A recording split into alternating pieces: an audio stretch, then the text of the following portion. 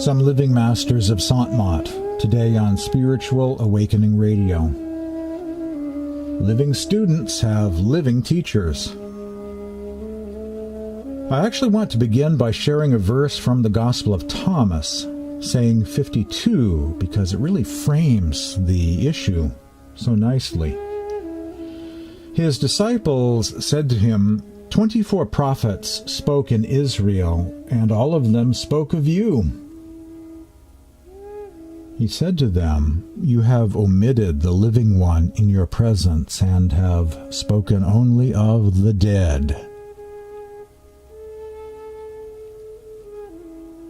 Saying 52, Gospel of Thomas. You have omitted the living one in your presence,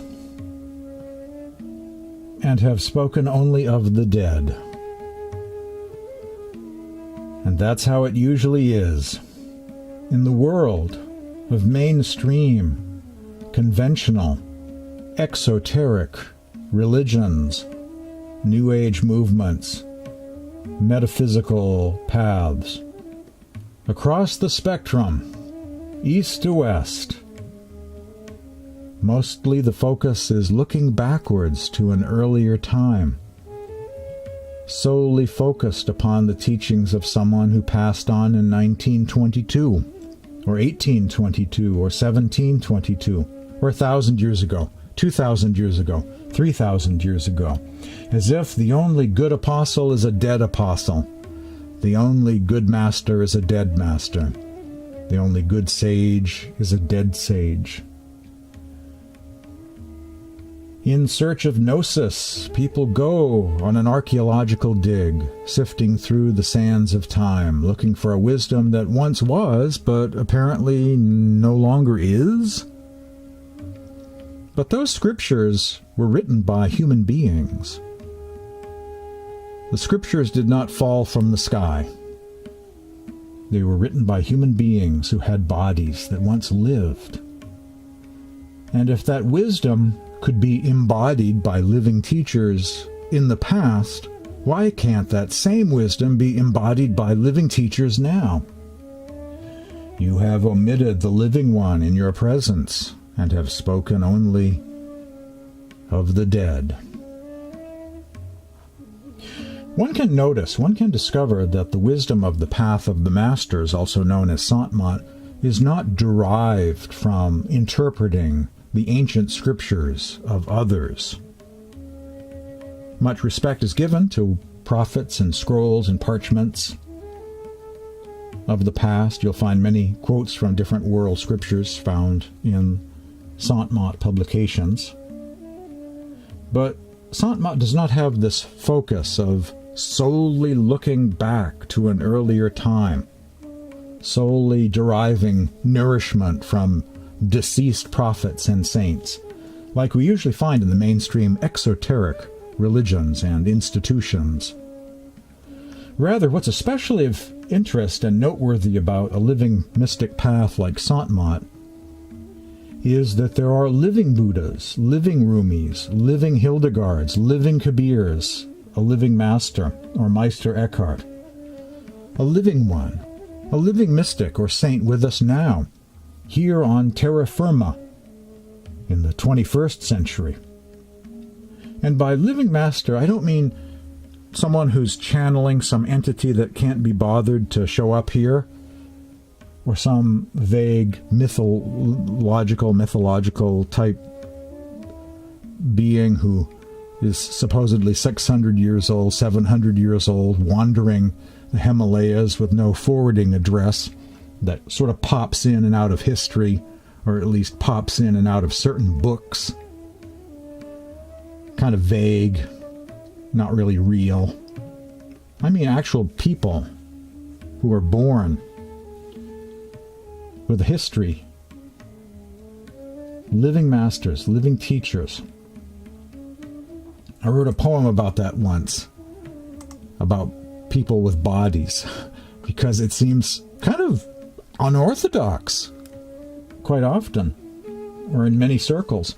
Enoch had a body, Buddha had a body, Christ had a body, Valentinus had a body, Shams of Tabriz had a body, Rumi had a body. Hafez had a body. Guru Nanak had a body. Kabir had a body. Dharam Das had a body. Gobind Singh had a body. Paltu Sahib, Darya Sahib, Tulsi Sahib, Seth Shivdayal Singh had a body. Living ones not held captive by centuries long gone by also have bodies today, here, now, in the living present. For it is the ability to truly listen that gives birth to an awareness of a message and an appreciation of a messenger. An infinite God could never have a limited number of inspired words, or be forever bound by bookbinders. If there is no inspiration now, if there is no inspiration nowadays, how could there ever been any inspiration in days gone by?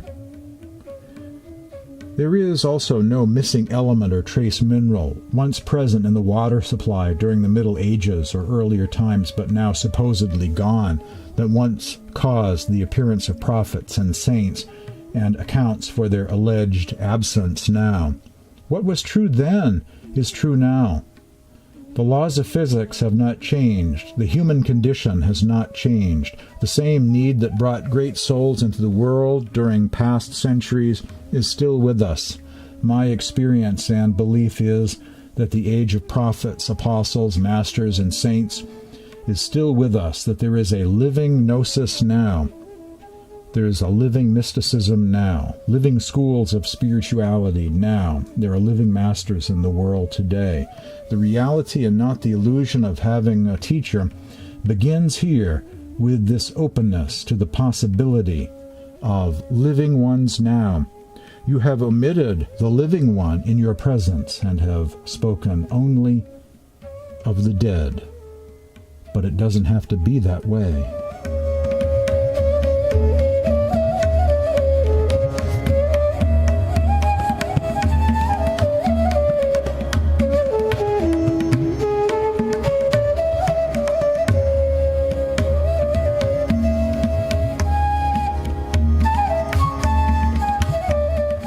Some living masters of Sant Mat today on Spiritual Awakening Radio, a sampler of some of their teachings. Swami Achyutanand Baba, Swami Harinandan Baba, Swami Bhagirath Baba, and Swami Vyasanand Baba, associated with the lineage of Sant Tulsi Sahib. Swami Bhagirath Baba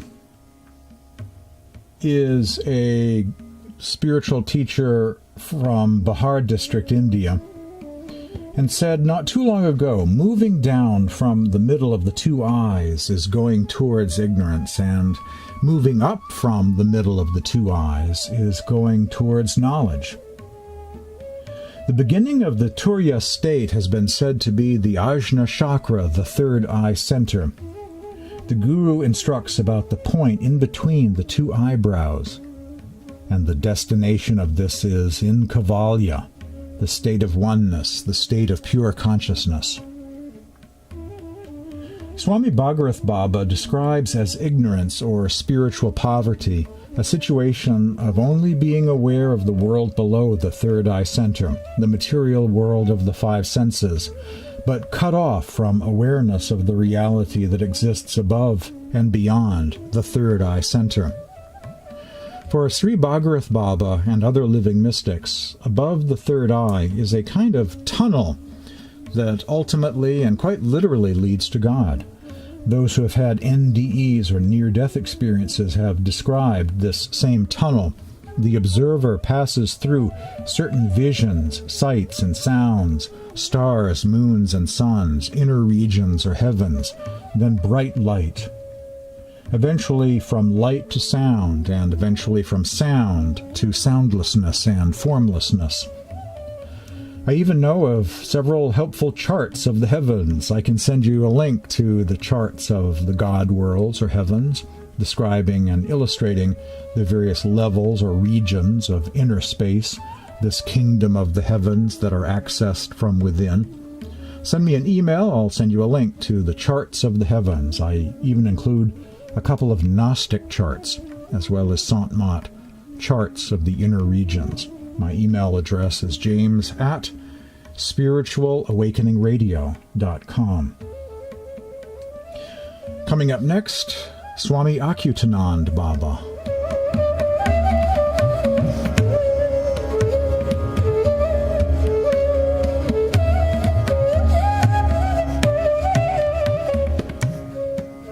Swami Achyutanand Baba of the Sant Mat tradition of India, the path of the masters. One of the eldest living disciples and spiritual successors of Maharshi Mehi Paramhans, as well as eminent scholar of the tradition of Sant Mat that was founded by Param Sant Tulsi Sahib.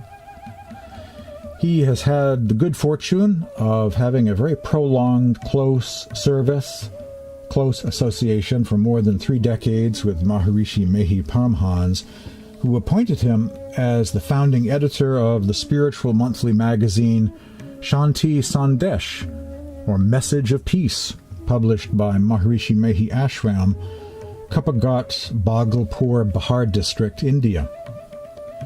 Swami Achyutanand Baba has a number of books to his credit, published by the Maharishi Sant Sevi Dhyan Yoga Ashram, based in Kolkata, India.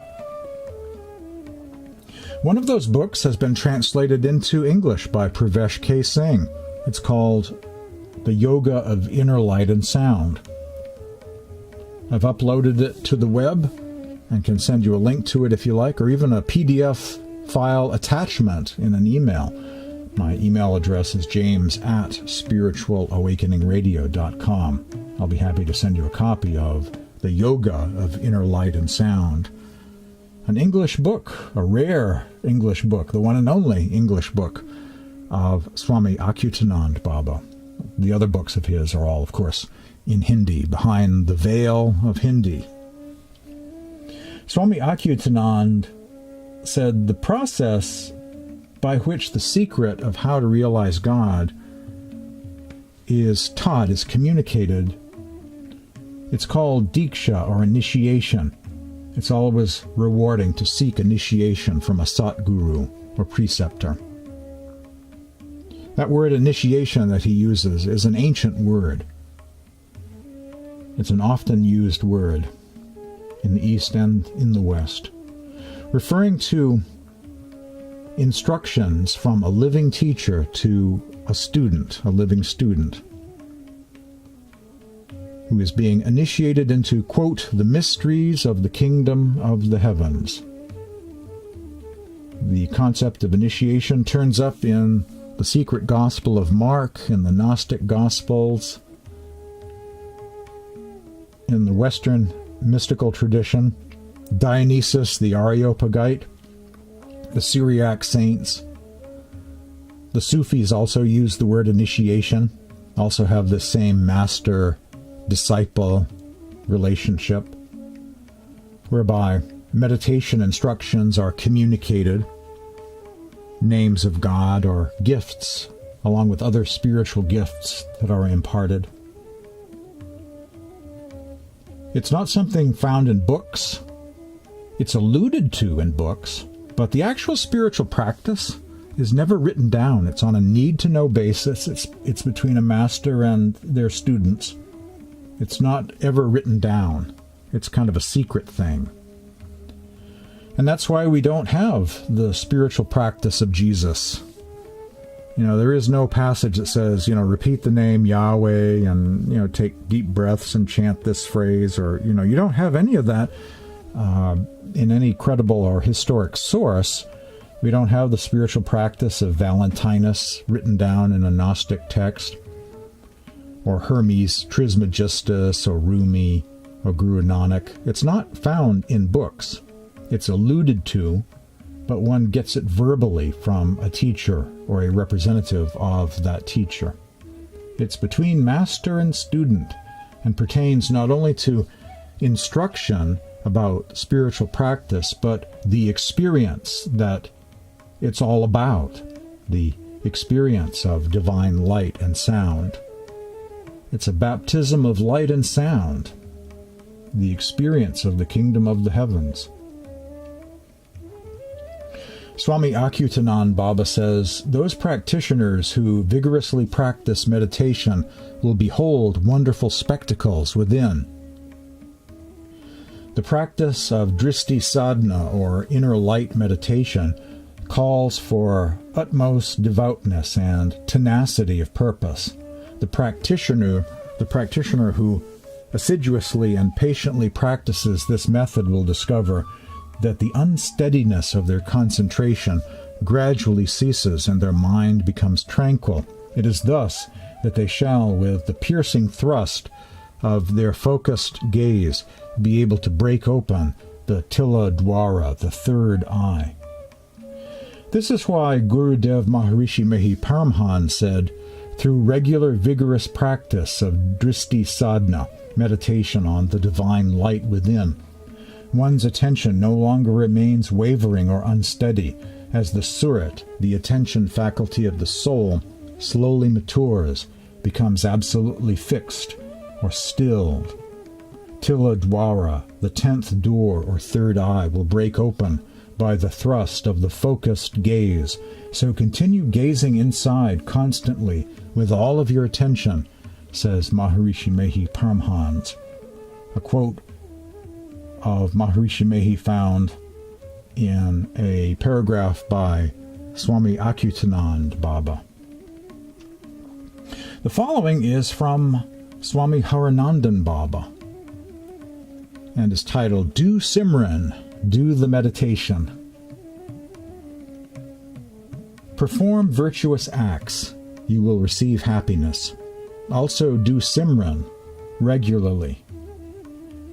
Simran is referring to remembering God's name, the repetition of names of God, and sometimes refers to meditating on the divine sound, the inner sound current. Also do Simran regularly, says Swami Harinandan Baba. The biggest advantage of Simran is that we do not have to pass through the painful cycle of species again. Those who perform true worship of God, meditate on His name, are rid of the cycle of transmigration. The condition is that meditation be done with utmost regularity. Get initiation from an adept guru. Meditate thrice daily. Whether you see anything during meditation or not, never ever discontinue meditation. Initially, it might appear to be mere show, going through the motions. People often say that they are going to do dhyan or meditation, but dhyan does not happen in the very beginning. Dhyan, in fact, is the 7th limb of the 8 limbs of yoga, as enunciated by Patanjali. We have to start with the foundation of yama, niyama, asana, pranayama, pratyahara, then comes dhyana. Dhyan or dhyana means the mind getting completely void of any thoughts or agitations. In other words, true meditation, all-encompassing concentration. Dhyan or dhyana is followed by samadhi, the highest state of meditation, which is the 8th limb of yoga. So dhyan does not happen instantly. First, we must make an attempt to do dhyana, a process called the practice of dhyan or dhyana. A word about the 8 limbs of yoga, which is a kind of stairway to heaven that is used, a system or way of seeing things, to be found in Buddhism, Sikhism, Hinduism, Jainism, as well as Sant Mat, consisting of these 8 things. 1. Yama, the first limb of yoga. Yama deals with one's ethical standards, ethical foundation, sense of integrity. The 5 yamas are ahimsa, or non-violence, satya, truthfulness, non-stealing, continence, and non-covetousness. Non-covetousness. And in Sant Mat, these 5 things are known as the 5 precepts, the ethical foundation. There are different versions of the 5 precepts or vows. Refrain from taking the life of sentient beings. This precept requires strict adherence to a lacto-vegetarian diet. 2. Refrain from speaking what is not true. 3. Refrain from taking what is not yours. 4. Refrain from sexual misconduct. And 5. Refrain from the use of intoxicants. Those are the 5 precepts, or 5 yamas. 2. Niyama, the second limb of yoga, pertains to self-discipline, spiritual observances, regularly attending satsang, and developing personal meditation practices. Cleanliness, contentment, spiritual austerities, the study of scriptures and saints, and surrender to God. 3. Asana. This refers to meditation postures. We're going to learn more about meditation postures after the break. There's a discourse by Shri Bhagirath Baba on correct meditation postures we'll get to. Pranayama. In Sant Mat, we don't do any special breath. The idea is to not be tethered to the body. So in a mystical path like Sant Mat, which is all about rising above body consciousness, not being tethered to one's lungs or the body, the emphasis is on slowing down the breathing process in a natural sort of way. Then there is pratyahara, the binding back, going back again and again, learning how to concentrate. You'll lose your concentration, but you'll start again. You'll keep returning again and again to your concentration and meditation. Dharana refers to experiencing some quality increments of concentrated meditation successfully done, leading to the skill of true meditation or true concentration for an extended period of time, known as dhyan or dhyana, true meditation, and ultimately leading to samadhi or total absorption in meditation. Those are the 8 limbs of yoga. More on the teachings of certain living ones, living teachers of Sant Mat. You're hearing Spiritual Awakening Radio. Stay tuned for more after these messages.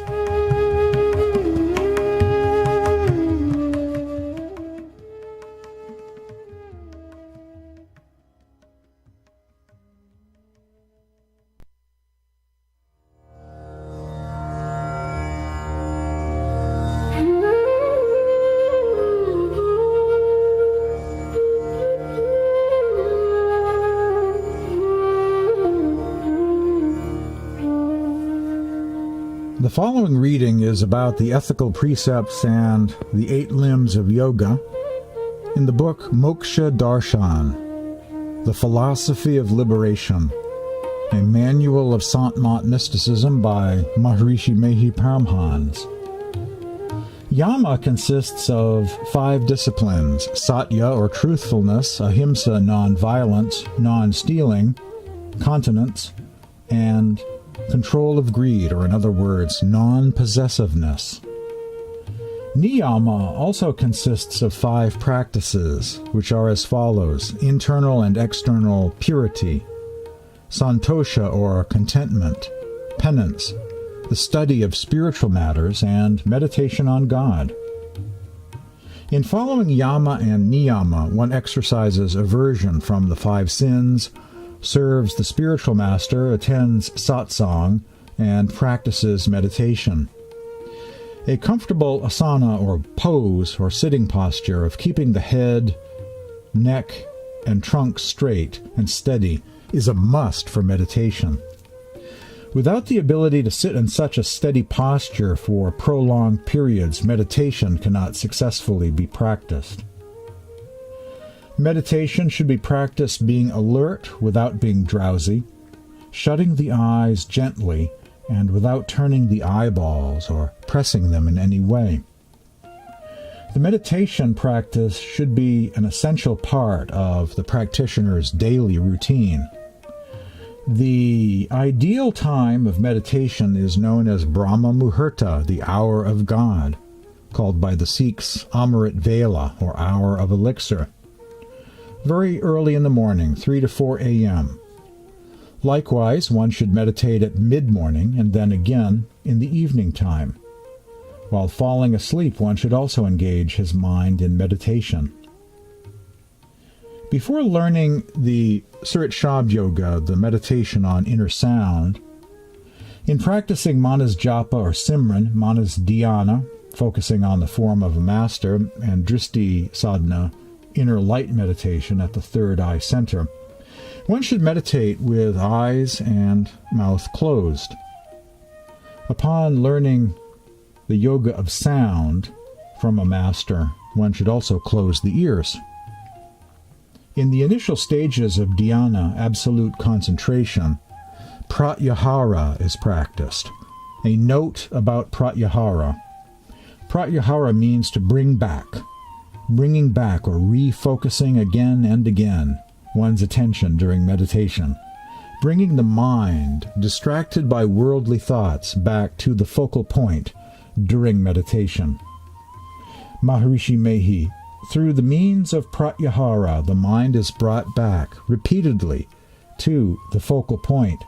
By this constant practice of pratyahara, one is eventually able to concentrate for a short period of time at the focal point.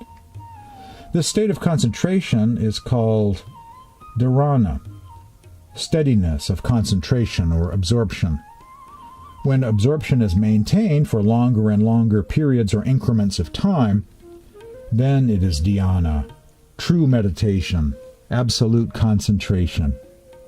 In this state of dhyana or dhyan, one is able to grasp the streams of spiritual sounds and finally achieves samadhi. The eighth limb of yoga, unity, union, absorption, oneness in deep meditation. A reading from Philosophy of Liberation. A couple of readings from Shri Bhagirath Baba.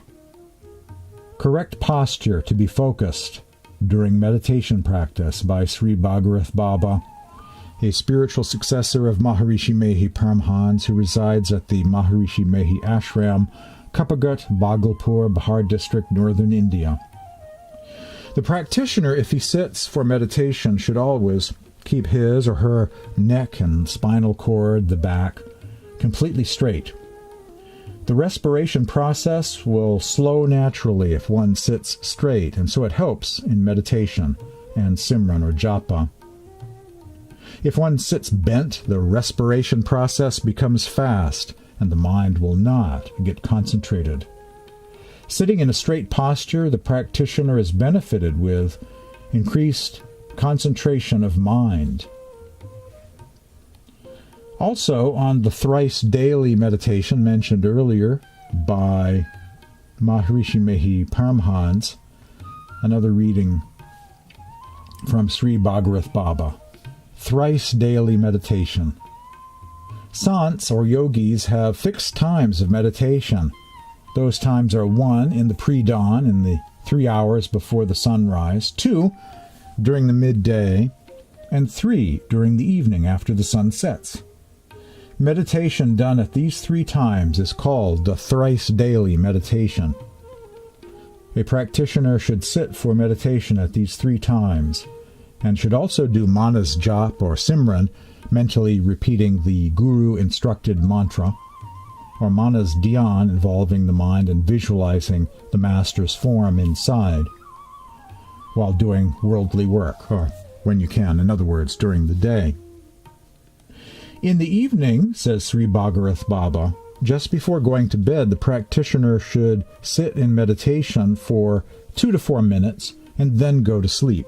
A practitioner can continue Manas Jap or Manas Dhyan, or keep his or her vision straight inside with closed eyes, lying down. This practice protects one from terrible, unpleasant dreams, and on the other hand, the practitioner can be benefited with the appearance of sages or saints or satsang in the dream state. The appearance or seeing of saints or sages in the dream state is an indication of spiritual upwardness or spiritual progress, a passage from Sri Swami Bhagirath Baba on the thrice daily approach to meditation practice, plus a little bit before going to sleep or going into the sleep state, trying to spiritualize your dreams, having a satsang in the dream state. A great blessing indeed. You're hearing Spiritual Awakening Radio, more living readings from a couple more masters of Sant Mat. After this break, stay tuned.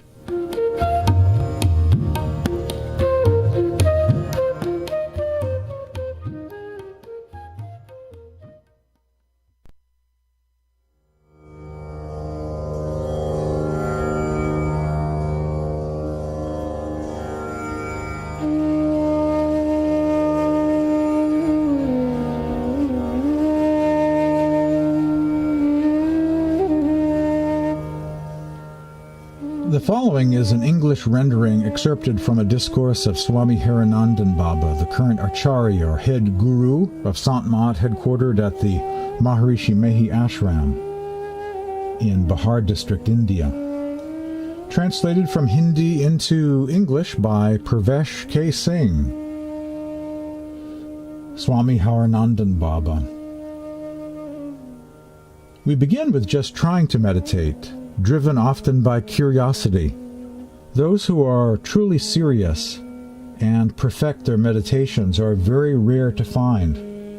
However, anyone who perseveres with honest, dedicated attempts eventually does perfect their meditations. Initially, when we sit in meditation, dhyan, true meditation, all-encompassing concentration, does not take place. It's as if we are pretending to meditate. But as we tenaciously persist sincerely with our practice, one day, dhyan does happen in its true sense. The following comes from the book The Inward Journey of the Soul, an Amazon Kindle ebook by Swami Vyasanand Baba. Today's karmas become the fate of tomorrow. According to our last life or past life actions, our mental tendencies are formed in this life. Because of our pure actions, we will have the desire to seek the association of sants and to meditate. It is imperative that the practitioners recognize their falls and diversions and return to the path as prescribed by their Satguru. These setbacks happen, and it is important to re-establish oneself with the help of the Master. There is no separation between the individual soul and the Supreme Being. Only the lack of devotion and intense desire keeps the two apart. The sensory sheaths cover the individual soul, just as a colored pair of glasses obstructs the true color of reality. In the same way, the physical and subtle senses obstruct the true nature of the divine. Even though divine reality is close to us, we are unable to see it due to these obstructions. Many saints have described this condition through metaphors. Sant Kabir and Sant Tulsi Das described the soul as being hidden by a veil or screen of concealment made up of 3 layers of darkness, light, and sound. Sant Paltu cried out, "Lift the veil and Khuda, God, will reveal himself." Sant Tulsi Sahib of Hathras explained that the human condition is like someone with cataracts or eye disease, which clouds their vision. Maharshi Mehi Paramhan said, 3 covers of darkness, light, and sound encumber the soul. We need to lift these veils in order to have a vision of the divine. Kabir defined meditation in the following way: be quiet in your mind, quiet in your senses, and also quiet in your body.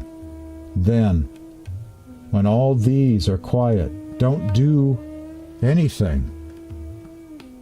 In that state, truth will reveal itself to you.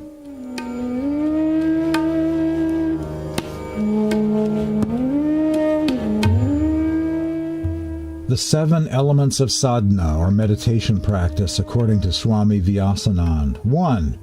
Worthiness of a seeker. A serious seeker has to prepare a fertile ground within his or her inner self. The prerogative of God realization and attainment of the vision of the divine only belongs to the Atman, or inner self, or consciousness within the body. However, it is not possible to accomplish this while engrossed in the distractions of the mind and body. It is only possible by freeing us of these distractions while living in the body. To liberate us from the sensory distractions is no easy task. However, it can be achieved with the grace of the Satguru, or true teacher. For this, a practitioner must be determined, morally upright, and follow the instruction of the Guru. Without these, it is impossible to obtain the grace of the Guru. Only the grace of the Guru yields success in this endeavor. 2. The mantra, or Simran, of the accomplished teacher.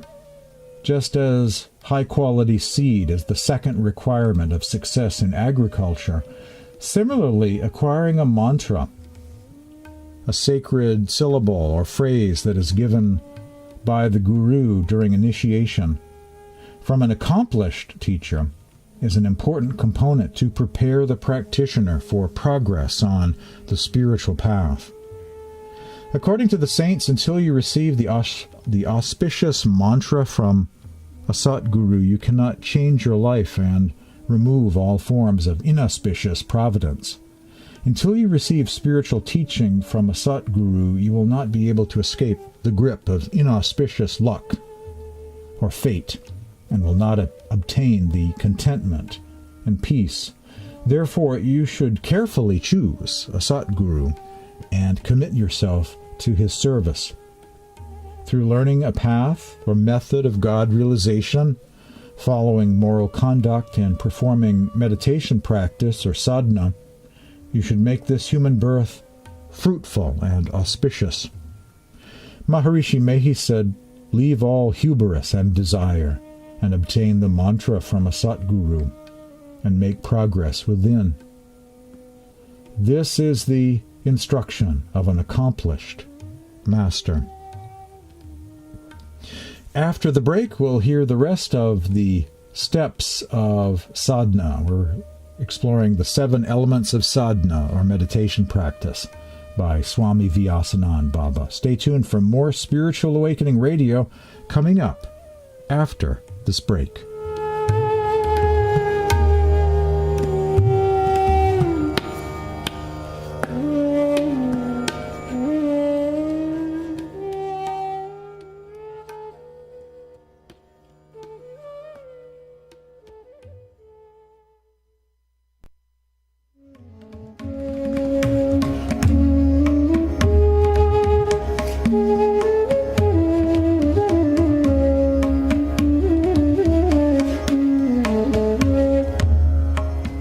Welcome to the final segment of today's edition of Spiritual Awakening Radio, exploring the living master teachings of some of the masters associated with the Sant Tulsi Sahib Maharshi Mehi line of masters in Sant Mat.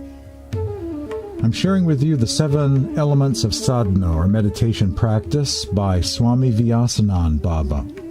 And we're up to number 3. Without essential information, no meditation.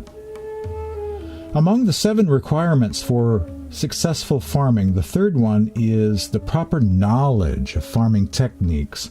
Similarly, among the 7 phases of meditation practice, the third is accurate understanding of principles relating to the path of meditation. Just as a farmer who does not have adequate knowledge of all the tools and techniques relating to farming will be at a severe disadvantage in the success of his agriculture, so also a practitioner who does not have a proper understanding of the principles and practices concerning meditation will have difficulty realizing all of the desired benefits. Therefore, a practitioner should seek to understand the essentials and fundamentals before treading the path of meditation. 4. Resolute practice. The fourth among the 7 requirements of successful farming is hard work. It is on the basis of hard work that a farmer can achieve success, even on barren land, and reap the benefits of making land fertile. However, in the absence of hard work, even fertile land will not yield the desired crops. A lazy farmer suffers poverty due to the resultant lack of prosperity. In a similar manner, of the 7 elements of meditation practice, the fourth requirement is hard work. Without this, a practitioner cannot continue for even a single step on the path of meditation. On the path of meditation, ardent practice holds the key to success. A. Japa or Simran, the recitation of a mantra, a sacred name given by the master at the time of initiation. B. The second practice of meditation, manas dhyana, mental visualization or focus upon the form of the master. C. Dristi sadhana, the yoga of inner light, the yoga of inner seeing. And D. The yoga of sound, inner sound meditation, also known as Sarit Shabd Yoga. Swami Vyasanand says, the formless pervades the form. The realm of light is the manifestation of the form of the macrocosmos. And the sound is the formless macrocosm. The practitioner who becomes accomplished in the light realms begins to experience divine sound, along with various divine light experiences. However, after the center of Trikuti, the light form becomes absorbed in the sound that is formless, since all form arises out of the formless. According to natural law, anything that is created must return to its source and be dissolved therein. 5. Bhakti, devotion and love for God. Among the 7 essential steps for successful farming, the 5th is complete dedication to the task. Similarly, for the inner journey to attain the divine, the 5th step is wholehearted devotion, or bhakti, and commitment to the practice. Sant Kabir said, without devotion one cannot reach the abode of the divine. Swami Vyasanand says, love is that meditation or method that makes the impossible possible. That which is harsh becomes gentle, the enemy becomes friend, the weak becomes strong, the concealed becomes revealed. Even though it is said that it takes many lifetimes to realize the divine, if a devotee performs sadhana with true unwavering devotion, then the divine will manifest at that very moment. Step number 6, the merits of past lives, the resources of past lives. The 6th essential element for success on the path of meditation is acquired good karmas and merits. Without enough resources, and in spite of having all of the other agricultural means, a farmer is unable to have a successful crop. Similarly, though having met all the other basic requirements to tread the path of meditation, a practitioner without favorable past karmas will not have the desired success on the path. If we continue to create good karmas, then the course of our life will shift and will lead to spiritual progress. Individuals, even if they do not believe in reincarnation or the karmas of past lives, if they carefully tread their path in this life and devote themselves to performing good actions, their deeds will become a source of future progress and help them move forward on the inward journey of the soul. And 7, the will of God, divine grace, the Maj. No matter how much humans may desire, without the divine will or Maj, the goal is not achieved. Despite one's worthiness, association with an accomplished master, knowledge of the path, resolute meditation practice, devotion, favorable accumulated karmas, a devotee cannot succeed without the will of God. To surrender ourselves and live according to the will of God is not an easy task. Such a mindset is realized in the final stages of meditation practice. This is the climax of meditation. We will have to accomplish the other 6 stages of sadhana first in order to completely surrender ourselves to the divine will. The result, one day, the 7th component of the inner journey of the soul, will be realized. To sum up, if a practitioner does not practice these 7 stages of the inward journey, then he will not be able to see even the initial stages of the divine. Therefore, practitioners should follow the 7 elements of sadhana, as elaborated above, according to their individual capacity. The 7 stages of sadhana are also an outline of the whole book, the chapters of the book, The Inward Journey of the Soul, by Swami Vyasanand Baba. To get all of the full details, read all 7 chapters of the book, The Inward Journey of the Soul, an Amazon Kindle ebook by Swami Vyasanand. My name is James Bean. Thanks for listening to today's edition of Spiritual Awakening Radio. To contact me to say hello or to inquire about any of the books or teachers mentioned today, send me an email at this address, james@spiritualawakeningradio.com. Text me at this number, 508-603-9381, or visit my website, spiritualawakeningradio.com. Tune in again next week at this same time for another edition of Spiritual Awakening Radio.